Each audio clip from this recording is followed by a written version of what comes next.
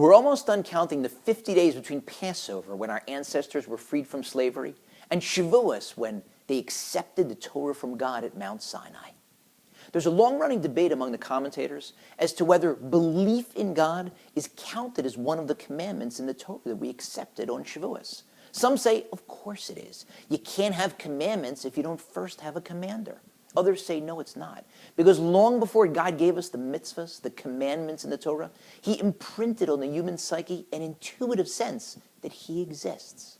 When I walk into a room and one of my twin boys is in the middle of doing a puzzle, I naturally assume that he or his twin brother did the first half of that puzzle.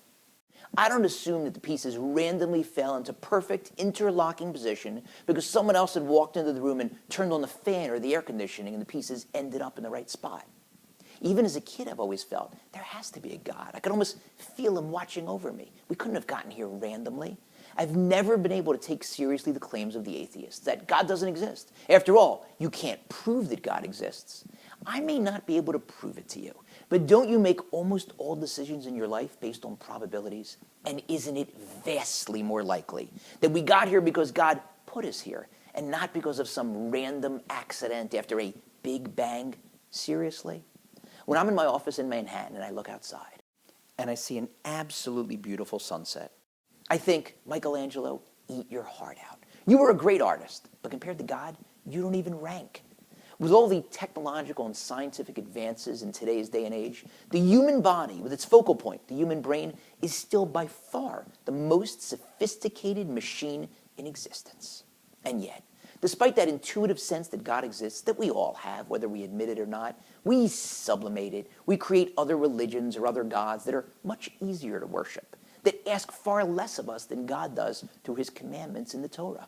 Or worse, we avoid the question altogether. We just amuse ourselves to death.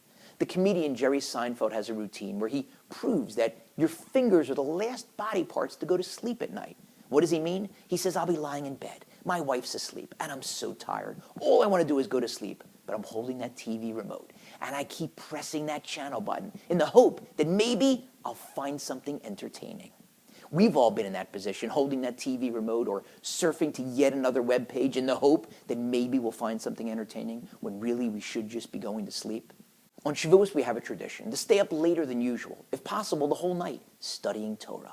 What an opportunity. On the night when we re-experience our ancestors' acceptance of the Torah, when each of us re-accepts the Torah on our own, we can wipe the slate clean. We can say to God, look what I'm doing tonight. I am forcing myself to stay awake, not to watch another episode of Game of Thrones, but to study Torah, your Torah, to recommit myself to making you, God, my number one priority.